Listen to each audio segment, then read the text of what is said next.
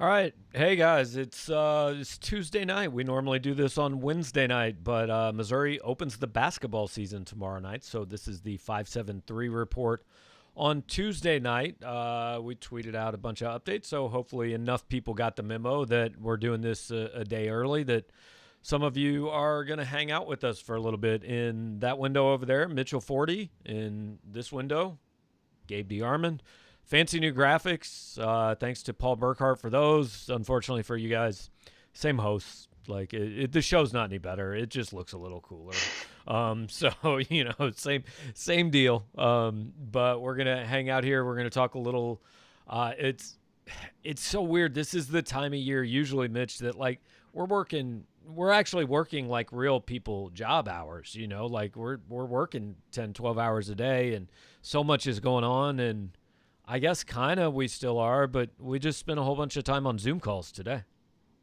Yeah, that's true. There was three different Zoom press conferences. So I guess it's like busy, but it's also weird because I'm doing all of this from Louisville, Kentucky, not Right. even having to be in Columbia. But yeah, got some. I mean, the football season changes every day, so we got that covered this week, and obviously with the basketball season starting, looks like the first game is still a go as of now, so that's promising. Not a lot of programs can say the same.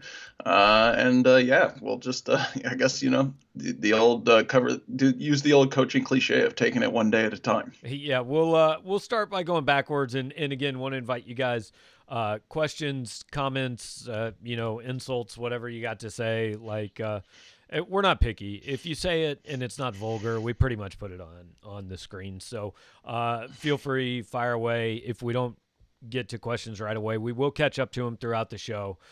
Don't worry about that. So feel free to let those questions stack up, and we'll get to them. But first, we'll just kind of go back for those of you who maybe watch here but don't read every single thing we do. First of all, shame on you. You're terrible people, and we're going to ban you from the show pretty soon. But I don't know, a win on Saturday night, and Mitch, I think our main takeaway was that was really kind of a tough game to watch, but it doesn't matter because the only goal is to win, and Missouri now should finish no worse than third in the SEC East this year. Yeah, absolutely. The defense played really well, with the exception of one drive in the fourth quarter after they had spent a lot of time on the field in the second half. The offense, not so much. It was a really ugly second half, but like you said, it doesn't matter. I think 14 combined punts, seven for each team. So not the most aesthetically pleasing football, but I think at this point Missouri has to be favored to go 6-4, which Yeah. coming into the season I most certainly didn't see. I think I picked them to be 3-7 and said two wins was more likely than four. So I probably got screenshotted by Eli Drinkwitz. He said this past week that he's saving those to expose our freezing cold takes. Well, I know that I picked them to win three. So he said the screenshots were 2-8. So that's not me. I'm safe. I did notice today in re-listening to his press conference when I was putting the video up, he came very close to a Herm Edwards. Like he was, you play to win the game. He didn't say it exactly like that, but he pretty much said that. And Yeah.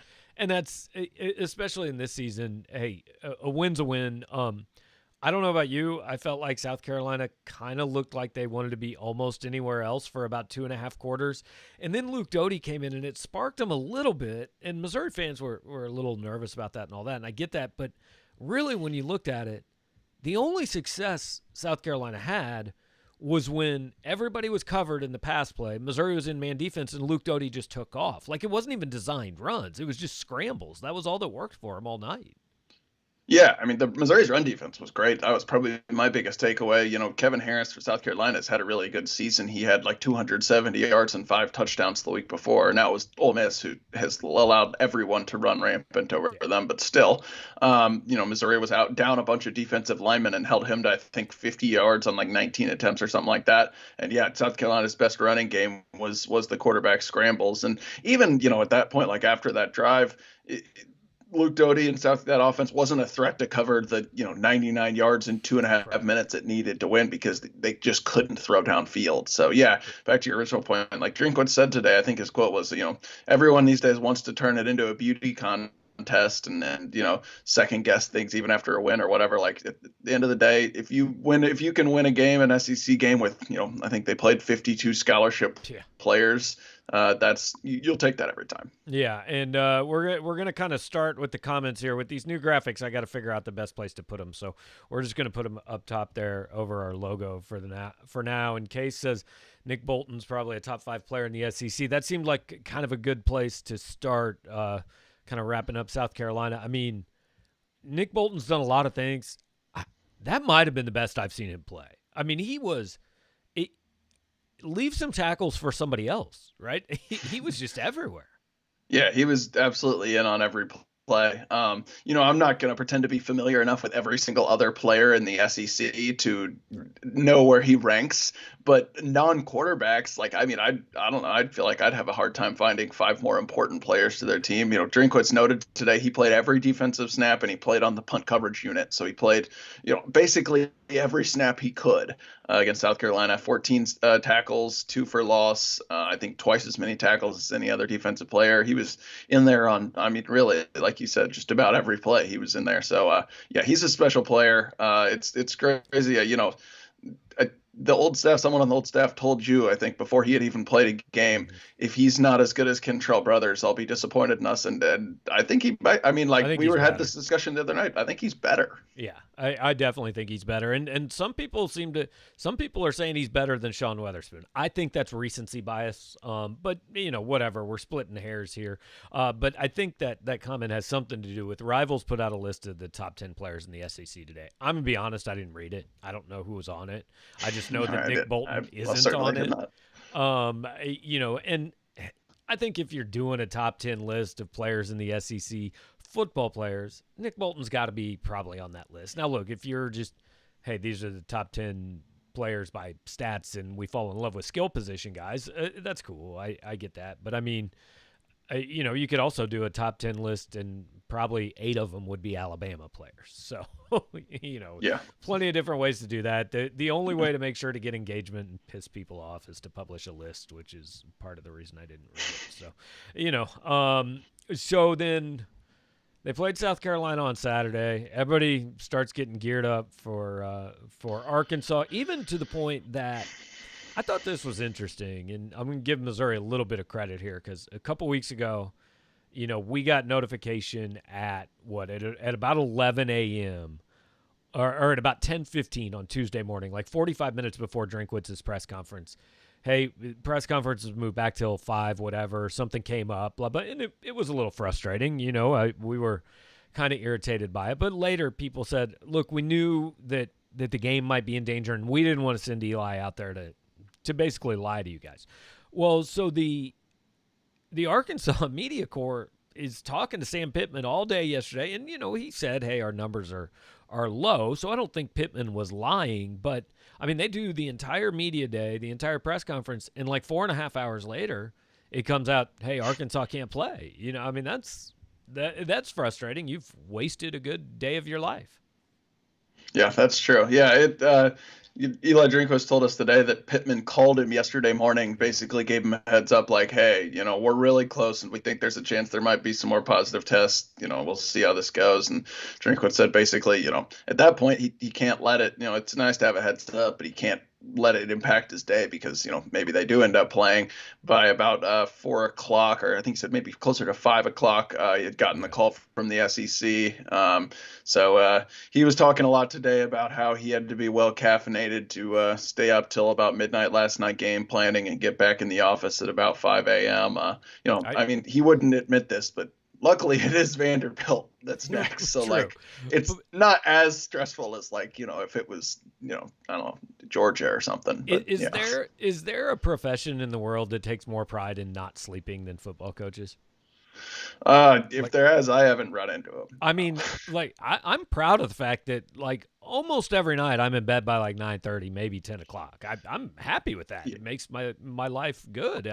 If I was up till midnight and got up at 5, I'd probably be pretty angry about it. I wouldn't be bragging about it to anybody, but Yeah, you do always hear every year there's some coach somewhere who brags about the spending the night in his office or whatever because right. he just had so much film to watch or game planning to do. Right. And the basketball player who sleeps in the gym because he can't stop shooting long enough to go home, and I don't like which they all live like 90 seconds from the area. And we have all proven that. Now, look, I get it. You can't. A player is different, but like with a football coach, I got to think the days of being in the office at 2 a.m., like, we can all do our jobs from home. We've all proven that in the last 8 months. I mean, you can watch film at home and you can have meetings at home.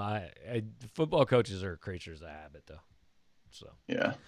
So David was asking if there's any more explanation on the Vandy Arkansas switch. So what we don't really know is exactly why Arkansas canceled. We don't know if it's a position number, if they were just under the 53, whatever. Now, Arkansas does have, like, they do not have a game scheduled on the 12th or the 19th right now. They've only got 2 games left to play. So, theoretically, this is doable. Like, I know I was talking to somebody, and a big reason the switch is made, a big reason Missouri's playing Vanderbilt this weekend is Missouri does not have room. Missouri has to play this weekend or they just lose a game. And so, I saw some remarks that Mark Stoops isn't happy with how the SEC's done things.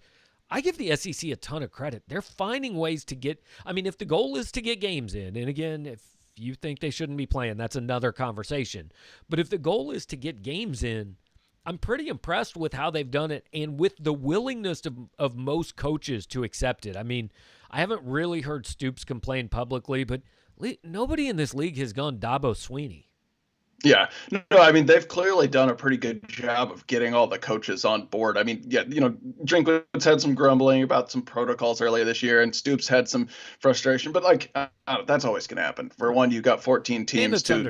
When coaches lose games, they especially when they had to deviate from their plan, they're not happy. But yeah, I mean, we're talking about a sport that usually, I mean, Mizzou just announced a non-conference game for like 2034. So usually that's how the schedule works. And we're making, you're getting them to, change opponents 5-6 days out and basically saying going forward, we're going to just revisit the schedule every Monday. I give the SEC credit for getting that done. And yeah, I think, circling back to David's question, I don't know if we don't know exactly, like you said, what Arkansas's issue was, or even if they were under the threshold. But I think the SEC just wanted to avoid a situation where, you get to Wednesday or Thursday and that game gets called off and then it's too late to swap around and then Missouri loses. So maybe this wasn't even Arkansas saying we can't play. Maybe it was the SEC saying, in case you can't play, let's move Vandy up because Tennessee has openings, Arkansas has openings. We can get those games in later. We can't get, if we get to Thursday and you can't play, Missouri's screwed.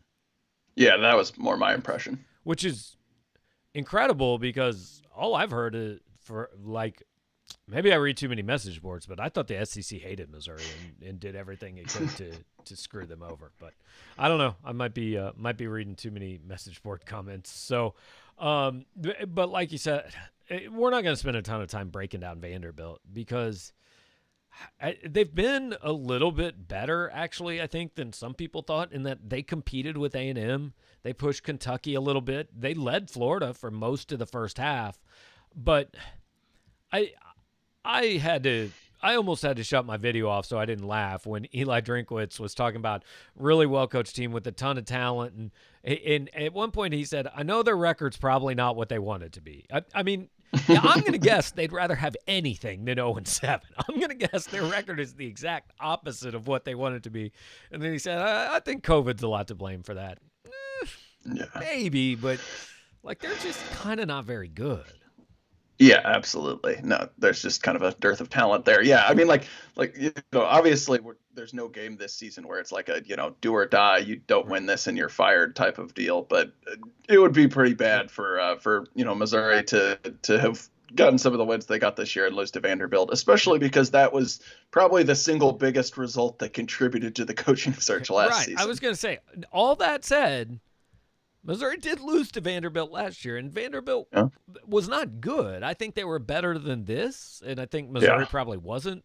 Although Missouri at the time was coming off beating Ole Miss and was a top 25 team. Like that was one of the most stunning results. I've covered this team for 17 years now, and that was one of the most stunning things. I couldn't believe that game. It was stunning in the sense of, relative to pre-game expectations, but it wasn't stunning watching the game. Vanderbilt just beat them. Like, it wasn't like a fluky game at all. I think Mizzou even had won the turnover margin. They had like a pick to get down to that they scored off of, one play later or something like that. Like, Vanderbilt was far and away the better team on that day, which was just wild. That was a brutal offensive day. Real quick before we get to any of the other questions and stuff, I do want to make sure to point you guys, holiday shopping coming up.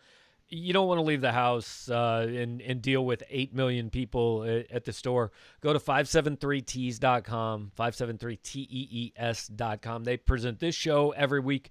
They've helped us out a lot, sponsored a lot of our video coverage and some stuff over the last year. And so we want to make sure to return the favor and make sure to send you guys to their website. They've got a lot of great stuff. If you go to the show page on our site and go through the link there, you can get a 10% discount. I've got a few shirts from them, and I've pointed a few friends their direction, and I know hey, everybody needs a good T-shirt. Like if you're not in Columbia anymore and you want some Columbia stuff, or if some of your family went to Mizzou but has since moved away, make sure to grab some stuff. They got Cardinal stuff, Royal stuff. I think there's some blue stuff on there, Chief shirts. So check it all out, 573tees.com. Wanted to make sure to pay some bills here during the show, and then get back. We've actually got a lot of basketball questions, so I see all those. I'm gonna see if we've got any.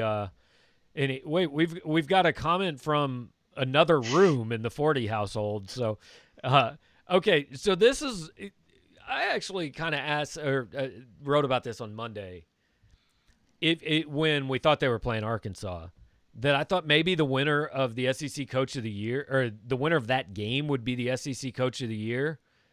I mean, if Drinkwitz gets to 6-4, you got to think about it, don't you? Yeah, absolutely. I wonder, a lot of times, like, I feel like it's hard to get past, like, Arkansas was so shockingly.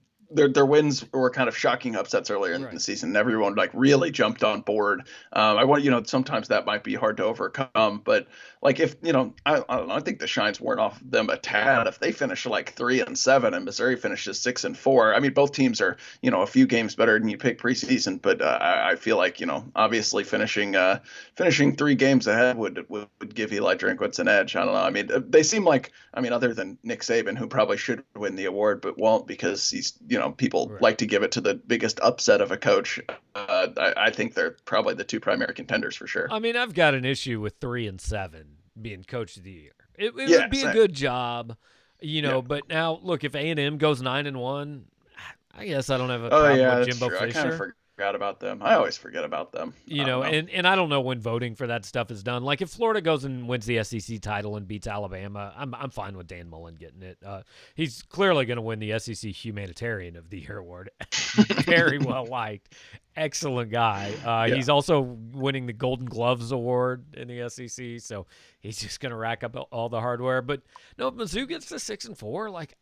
There's definitely an argument to be made for Eli Drinkwitz, especially because I think Missouri has dealt with as much COVID stuff as probably anybody in the league, right?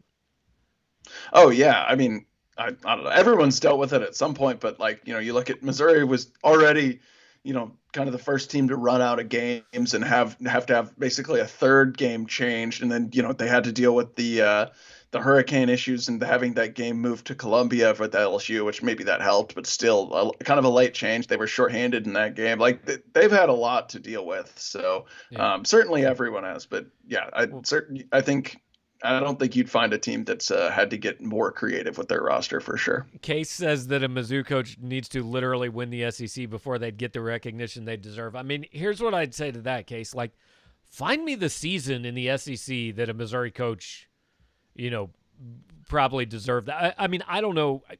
I'll go back and look here if Gary Pinkel won the award in 2013 or 2014. I would guess he probably did, but I don't really remember.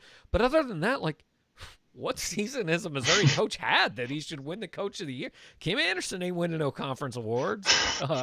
Barry Odom wasn't winning any. Conzo Martin hadn't lit any houses on fire in the last 3 years. Yeah. I think Conzo might have about even. that while I I don't see know. if Gary Pinkel won the SEC Coach of the Year. Yeah, Conzo might have even won it his first year. I don't remember. I know he was in the discussion, but yeah. Yeah. So let's see. 2013 SEC Coach of the Year was Gus Malzahn. They went from 0-8 in the league to a national title. So yeah, that's okay. You can live with that. 2014 Coach of the Year, Gary Pinkel. Didn't win the SEC, won the Coach of the Year. Case, appreciate the passion, but sorry, we had to prove you wrong there real quick. It happens. I generally, I think those awards, you can vote on those awards two ways. Like, if you win the league, I'm fine with you getting Coach of the Year. You did the best job. You literally won the league. I don't care if you were supposed to. But I think more people tend to vote, who did we think was going to be terrible and turned out to be better than terrible? Yeah, because apparently that's coaching somehow. I don't know. I think it's more has more to do with the perception. But okay, this is actually my favorite comment we've ever gotten here, that John Rothstein takes more pride in not sleeping than college football coaches. I don't know that he takes more pride in not sleeping. He just takes pride in tweeting inane crap every morning at 6 a.m. Every single day. Yes, that's the thing. Every day, same things. And look, I get up early. I'm up by 5:30 almost every morning. And so I'll be sitting there drinking coffee and scrolling through Twitter. I don't even have to look at my clock. I know it's 6 o'clock because I've got 6 straight John Rothstein tweets and literally nothing else on my timeline. We could, by the way, talk for quite some time about how your sleeping habits are so opposite of any other sports writer who's ever lived. Yeah, and they didn't used to be this way. Because I used to, when my kids were younger, I would start work at 9 o'clock at night. And I would stay up till 1 or 2, and then I would get up with them at 8 or 9. My wife would go into work at 4 a.m. She worked a morning show. But then, once they went to school, all of a sudden I discovered, well, hey, I can do work during the day, right? And I can go to bed at a regular person time. But also, and your parents will vouch for this, when your children swim, you go to bed early because you get up at 4:45 to drive them 20 minutes across town to practice every morning. That's true. That's true. And once you do that for 7 years, it's kind of hard to break that habit, of just that's the hours I every now and then. I'll tomorrow night I'll stay up a little later. I got to cover a basketball game, so I promise not to be sleeping during Conzo Martin's Zoom call on Press Row. Now, I do not promise to not be sleeping in the second half of Missouri Oral Roberts, but I will not be sleeping through the call. I think there's a decent chance you have time to get your story written and catch a little nap before the coverage starts. yeah, a decent shot. True Divinity's back. He said investment bankers only sleep 30 minutes a night. I don't think I know an investment banker. The only bankers I know are I have no idea. The people that shoot the tube out to me with my deposit slip. I don't know if those more bank tellers than bankers. So we've got a lot of basketball questions. We'll start rolling through some of them. Mitch Sharp wants to know the over-under on how many games the basketball team plays this year. So they were scheduled at one point for 26. We're kind of thinking that looks more like 24, right? I mean, I know Conzo talked a little bit about the Mohegan Sun. He didn't really commit one way or the other. Yeah, I asked him about that today, and he basically said it's all up in the air right now. Oregon, who was one of the two teams Missouri was supposed to play, and kind of the team it was most closely working with to get into an event, they dropped out. He said the Mohegan Sun people have approached him with 6 different other teams, but basically they're still exploring whether that's going to be worth it, whether it's going to all happen. Very much up in the air. So, yeah, I don't know. If any number I give you for an over-under is going to be, extremely speculative. But every team, I think, is going to have some cancellations. We pretty much know that at this point. Quite a few are already announcing them. I'm guessing, I don't know. I'm maybe optimistically guessing each team won't have to shut down for more than 1 or 2. One little periods. 2-week period. So let's say Missouri has to.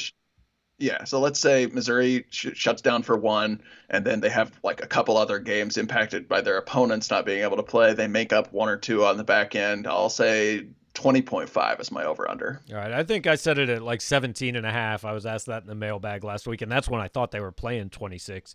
But I actually saw, and I don't, again, I'm not trying to turn this into a discussion of what should be and what we should be doing and how much we should be shutting down. But I saw a lot of people tweeting a story tonight that's saying the CDC is now likely to reduce quarantine time, saying, quarantine time, rather than being 14 days, is more 7 to 10 days.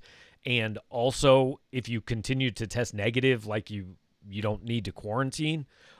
So look, if that happens, then the SEC can change their rules. College basketball can change its rules, and maybe a positive test only shuts your program down for 1 week rather than 2 weeks, which is really 4 games. So that could be a huge deal for college basketball. But look, I mean, I don't know. I think I saw a list from, believe it or not, John Rothstein this morning about 6:05 a.m. I think the Ivy League was just listed as one team in there because the entire conference isn't playing. I don't know how many teams are in that league, but I'm guessing it's 8 to 10. And if that's true, there are about 40 teams right now that have paused activity. And now that's, 12% of the country, I think. And look, maybe, I don't know, if you get it now, great. Maybe you're good for the season. But, that's a lot of teams. Three of the 14 teams in the SEC can't play right now. Mm-hmm. And that's and also, one of the issues too is, you say, I think there is a sense, and there has been obviously kind of this whole time, but among, I think maybe some people around teams that maybe it would be good if people have already had it, because then they're not, eligible to be contact traced. But we're seeing a lot of these shutdowns right now. I think we're seeing it's due to like one player testing positive, or one coach, or, one or two people, and all those people who are close contacts, they can still be close contacts again if they don't test positive. So, it's a bit of a mess. And again, like this is why college sports has always been so hard, because it's not like these 14 kids are just hanging out with each other and their coaches all day long, right? So let's say, and look at just because they're names, let's say Xavier Pinson, catches it from hanging out with his girlfriend or something. And so Missouri has to shut down for a week. Well, nobody else got it, but they were all around Pinson. Well, then, hey, they get out of quarantine, everything's good. And, Kobe Brown goes to a party and he gets it from, so that's how it happens there. Yeah. Just because like my son had it and neither my wife or I ever did. So, we kind of still had to be that careful for 3 months. So who knows? It's going to be weird. Games are going to be missed, all that. But Case says that Ken Palm has Mizzou at 15-10 or 14-11, 9-9 in the league. Is that good enough to get in? And I don't even know if you can say what's good enough to get in this year. Like, we don't know what this thing's going to look like. They may at some point just say, yeah, everybody gets in. I mean, conference tournaments are the start of the NCAA tournament.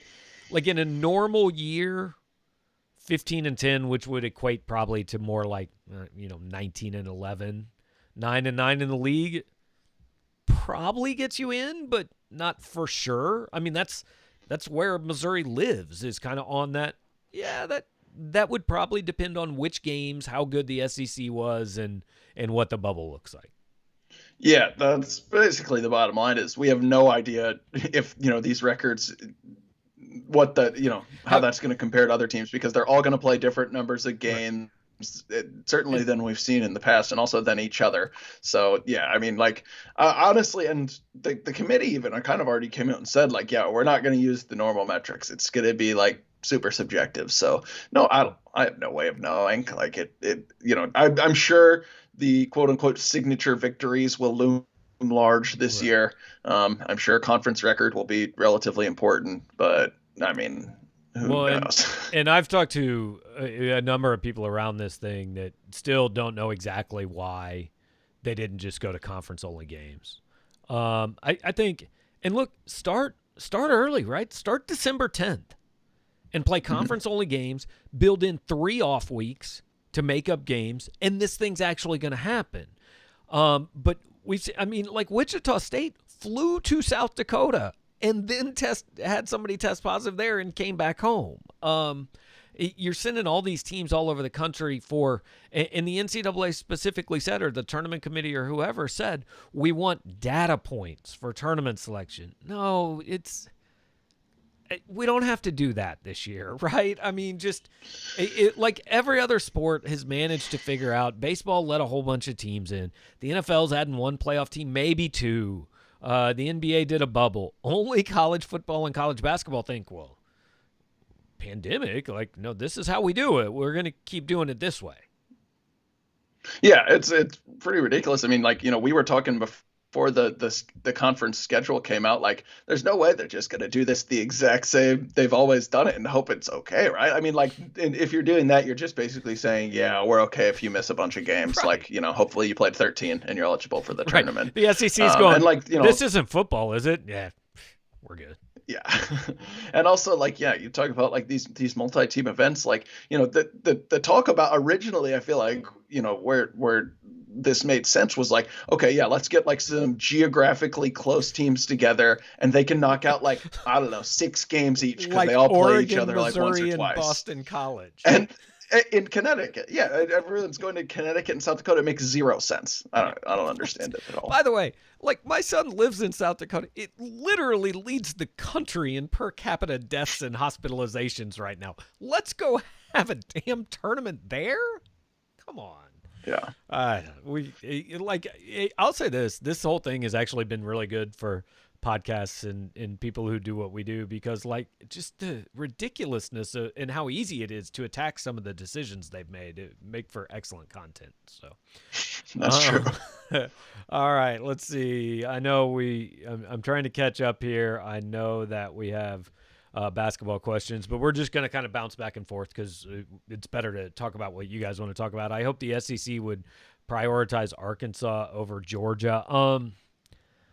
I think it depends. I think that's in terms of games Missouri plays. Games for Missouri, right. Yeah. And I think it just depends on, I mean, Arkansas has 2 open weeks. So by prioritize, if you want that one played first to make sure you get it played, I don't know if, other than the Missouri game, I don't think Georgia's missed a game. I think they have. They have not. Yeah, so they have December 12th and 19th open. I think their goal is clearly to play all of them. I mean, and I think we're going to know by, well, I was going to say we'll know by next Monday which one of those games is scheduled, because the other thing that's in play here is that one of those games happens on December 5th and the Mississippi State game gets moved. This is a giant jigsaw puzzle right now. Like Tennessee had no issues this week, but their game got moved because it needed to get moved. Yeah.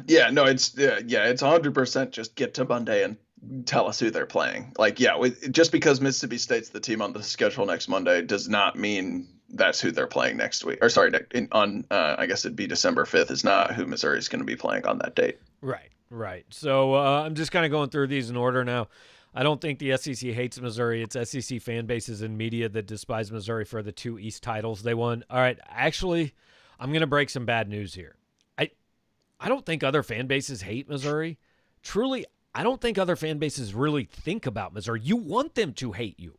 Like, yes, they hated you in 2013 and 14 because you came into their blessed league and won it when you weren't supposed to. But the last 5 years, the problem has simply been that people don't really think about Missouri. And so that's what you want Eli Drinkwitz and Konzo Martin to do, is to make them hate you, right? I mean, I remember saying in like 2006, Missouri knew it was getting close because Nebraska suddenly hated Missouri.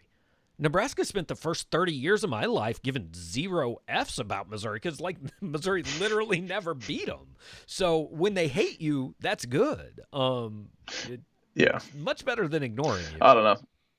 I mean, I certainly don't think the SEC media despises Missouri for 2 division titles 6 and 7 years ago. No, the SEC media despises Tennessee, I think. Except the Tennessee media. The Tennessee media often loves Tennessee, but the rest of it doesn't. All right. Is Mitchell Smith a D1 talent? Yeah. I mean, he's a Division I scholarship player. And he by definition. Yeah, he's had some moments. And, like, is he a star on a team? No. He's a role player, but he's gotten much better over 3.5 years. Yeah. You're never going to get 13 stars on the same team. I mean, that's why, we see a lot of players move on because they think they're going to come in and play right away. And instead they, are a freshman. They start out being the 10th or 11th guy. Like you have to have guys like that. So props to Mitchell Smith for sticking it out. I think he's the last Kim Anderson era player on the team. Wow. And could actually come back next year if he wanted to prolong. Theoretically. Wow. Yeah. That would be a long career. Follow Word wants to know what's going on with football recruit. Mitch? Well, I don't know if that's a particular football recruit or probably football recruiting. And I don't know. Sean Williams would be the man to answer that. Like we just kind of let him let us know when there's someone we need to follow. Basically football recruiting's toned down a little bit right now because A, Missouri filled up the vast majority of its class before the season, and B, they've got so much other stuff to worry about right now. And C, football recruits aren't going to be allowed to visit campus until 2027. So that's true.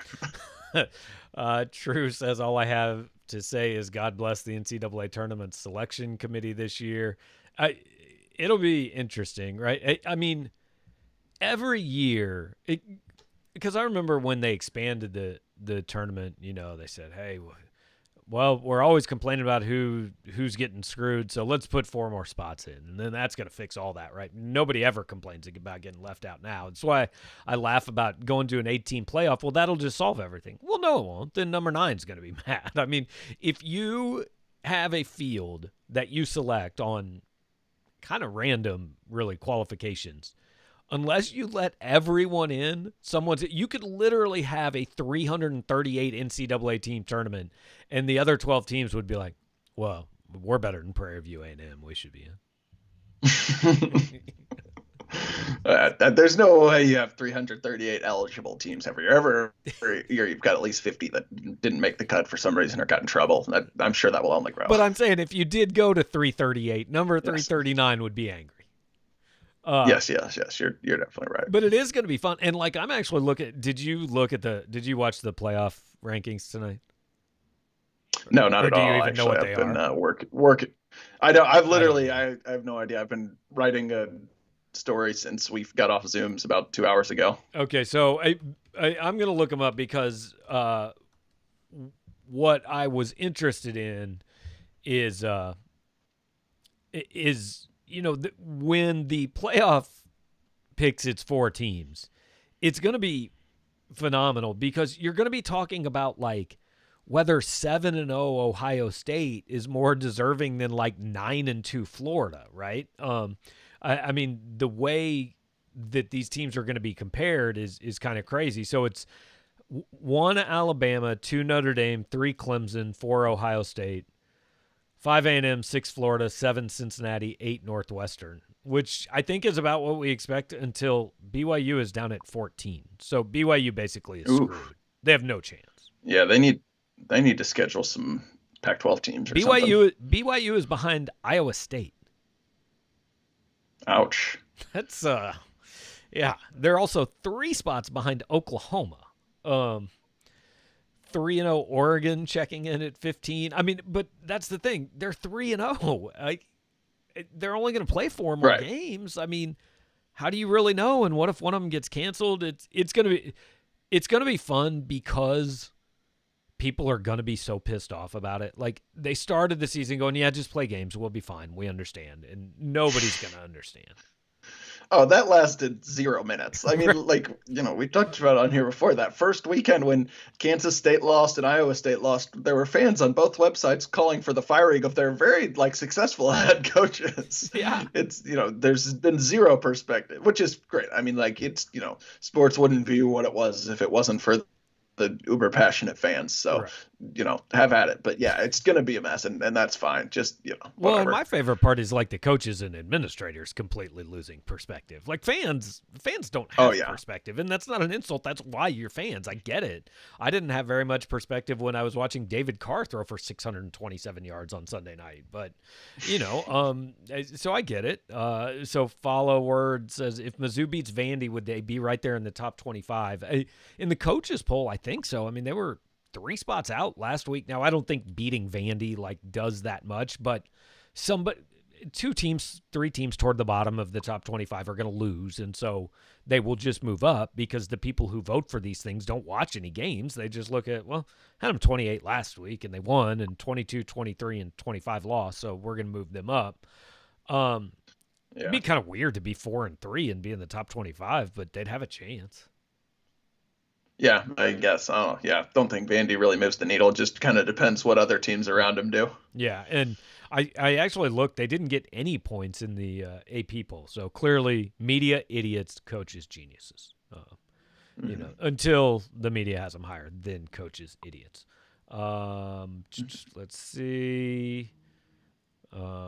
Not too excited about basketball. I don't know what happened, and I mean, what happened is they've been completely irrelevant for like 6 of the last 7 years. That's what happened, and you can't go to games.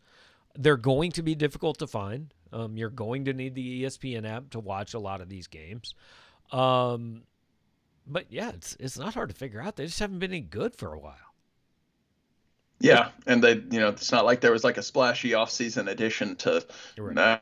I mean, like, there's reason to believe maybe they could be good, but if you weren't paying attention before, I don't think there's anyone that or anything that changed during the offseason that's really going to pull you in now. Did anybody ask Hanzo on the Zoom today, like, you should try to be better, and then people would be more excited? Actually, did anybody suggest that?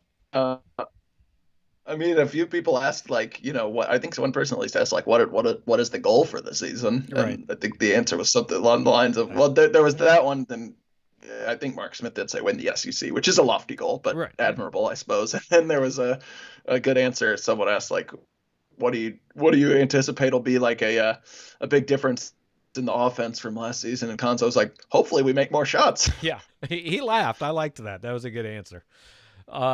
Stuart West wants to know if Ryan Walters will get a shot at a head coaching job this offseason. Maybe. I think it's possible. I mean, like, I don't know. Part of me thinks that maybe the coaching market, the coaching carousel isn't as full as usual. There may not be as many openings.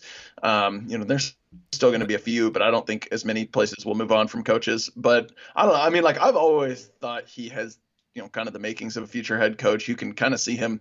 I don't know. This is maybe me, interpreting more than, like, no one's told me this, but I know we've talked about it. Like, you can almost see him auditioning this year in media and, interactions. And I mean, he already had an interview with Colorado last year. Granted, that's his alma mater, but he's going to be on people's radars. So I think actually I predicted at one point that he would at least be in the running or get an interview if Billy Napier moves on from Louisiana, because Maggart down there's a Mizzou guy and we'll know him. Right. And that's what we always forget about it. It's not just, okay, South Carolina's open and Vandy's open.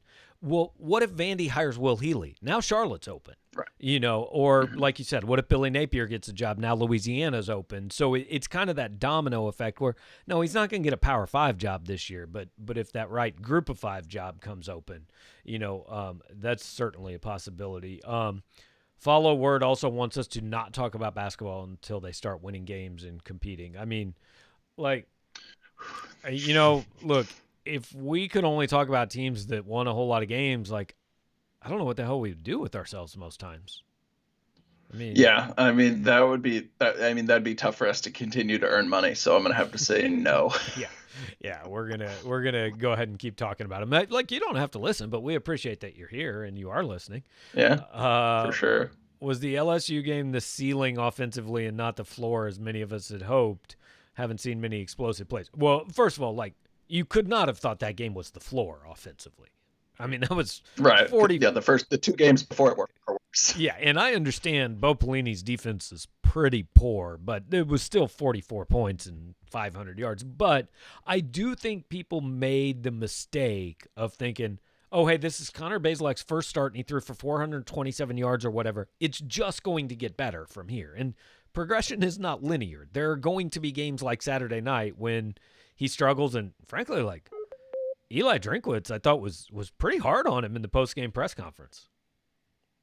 Oh, he's super hard on him. He basically said, I don't have any comment on his performance till I watch the film. Well, except he made a terrible decision here, and that was one really terrible throw he had. Right. He didn't kind of pull punches. He softened on that a little bit today. He he took more of the blame on himself for the second half.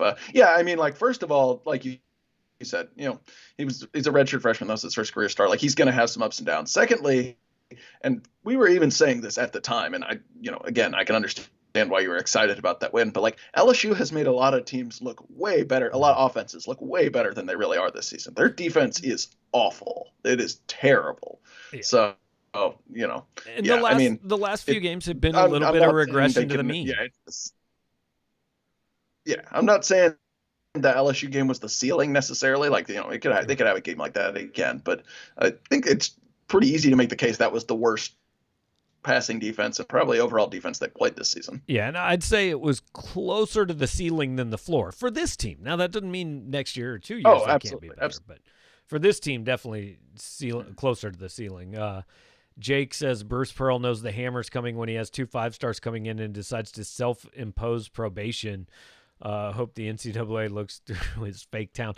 I'm going to admit to actually kind of liking Bruce Pearl. Like, he's great in press conferences, and I think he's kind of fun. I love watching his teams play, but I understand that's not a popular thing to say. I think the best time to self-impose like a postseason ban is like when Missouri did it. When they were like 6-16, they're like, it's cool, we won't play in the postseason this year. We'll just ban ourselves from that. But so I know. Yeah, the only team who noticed was like the only team who noticed was the 11 seed in the SEC, because then they didn't have to play Wednesday night. They got a bye, right? So I think a little bit more about these processes, I think, than I do. I mean, is the idea Auburn says, okay, we're going to volunteer this punishment. Please take this punishment and just stop looking around and trying to give us a harder punishment? Yeah, I mean, basically, I think it's, we know we're in trouble. So we're going to, voluntarily do this to be like, look, we're contrite. Mm-hmm. We, take this, maybe not stop looking around, but take this off of our sentence you're going to give us. Basically, like if you were going to give us a postseason ban, we'll just take it now when the team's not as good and, one of those 5-stars has eligibility issues and the tournament might not be played anyway. Right. So, yeah, I mean, I don't know I'm not sure it'll work. I mean, I know, Louisville voluntarily took a postseason ban a few years ago and still got its national title taken away, which, still see it happen, but that was a pretty big deal here. So, yeah, I mean, I don't know. I'm not going to predict what the NCAA is going to do, but that was the idea. I would like to interject, though. Like, okay, Oklahoma State got hammered. Auburn is voluntarily giving its own punishment. Like, if you're still out there and you think the NCAA is just going to let Kansas skate, I really don't think that's going to happen. I mean, something's going to happen to the right. Yeah, that's the subject our audience cares more about. Yes, I think, there's almost no way it's just going to be nothing for Kansas. Will it be enough to satisfy Missouri fans? Probably not, because they're not getting the death penalty, right. But it will be significant. They will be allowed at some point to play another basketball game. Yes. So they will not be executed on the steps in Indianapolis. So, Drake, should we believe the Tillman hype, or should we prepare for him to be in foul trouble consistently? I don't think there's necessary. I mean, they're posting some videos on Twitter, right? And I said somebody told me he played well in the scrimmage, but I don't think there's necessarily a ton of hype. He wasn't picked any all SEC teams or anything. I mean, Jeremiah has to go prove it, and he has to go prove it for not against Oral. I don't care if he has 27 and 15 against Oral Roberts tomorrow. That doesn't prove anything. He has to prove it in SEC games for a long period of time, like 3 or 4 weeks.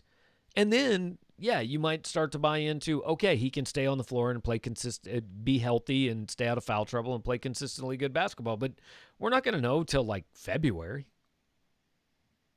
For sure. And there was, I don't know, he might be referring to press conference today. Like Konto, obviously, he spoke highly of Jeremiah Tillman, talked about, some of the steps he's made and all that. But he also spoke highly of every other player he was asked about. And I'm not trying to pick on Ed Chang, but he spoke highly of Ed Chang as well. And right. I don't know, it's not unreasonable that, he's trying to hype up these players to some unattainable degree.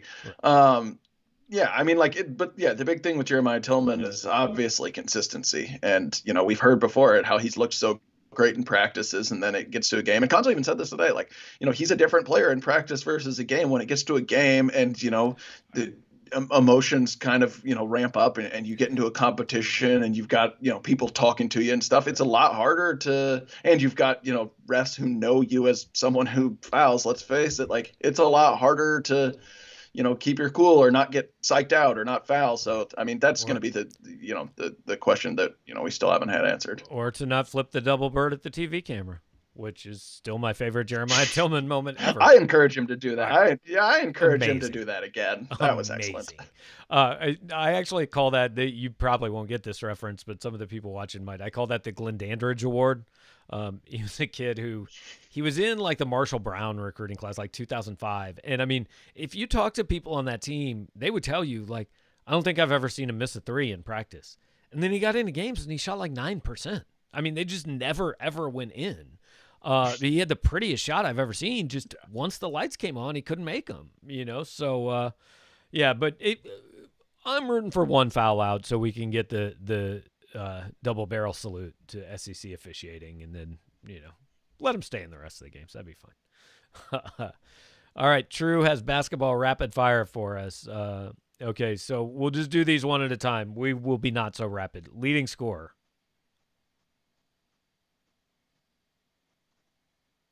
What do you think, Mitch? Well, I guess also. Oh, that question seems to have frozen, Mitch. Oh, did you not hear me? Now he's back. No, I said Xavier. You were just staring at me absently for like 10 seconds there. Now you're back. I went with Xavier Pinson. Xavier Pinson. Okay. Yeah. Okay. Yeah. Yeah, that's probably right. A part of me wants to say Mark Smith because he's going to shoot a lot of threes, and I think he'll make more than he did last year. But Pinson probably makes more sense. Biggest surprise to me is much harder because, like, we know who all these guys are. Who's going to surprise? I mean, like, Jordan Wilmore is not going to come average a double-double. Yeah. I don't know. I mean, I guess my pick for biggest surprise is Drew Buggs, just because he's like kind of new, and I don't know. I don't think he's going to like fill up the stat sheet, but I think he'll play more than people expect. He'll probably, I mean, he might like lead the team in assists. I guess it's a pick. I mean, I don't want to put that on someone already. I don't like before to the pick season biggest starts. disappointment. Maybe I don't know. Maybe Parker Brown, just because I know some of the expectations I've read for him on our message board are not attainable. But Right. like for realistic people, he might not be a disappointment. He might in fact be surprisingly good because he hasn't played much in the past, and maybe he will this year. Yep. Who is the most important to a good season? I'm going with Tillman. I still think he's the X factor. Like, he brings something that very few other teams in the SEC has when he's on. Yeah, no question. I agree with that. Biggest disappointment will be simple. I mean, if they don't make the tournament, which I think is definitely in play. I'm not sold this is a tournament team. I think there's a chance, but I'm just not sold on it. So we'll hit a couple more here real quick. We're coming up on an hour, and we'll probably cap it sometime right around there because, like, let's be honest, guys, it's the Tuesday before Thanksgiving.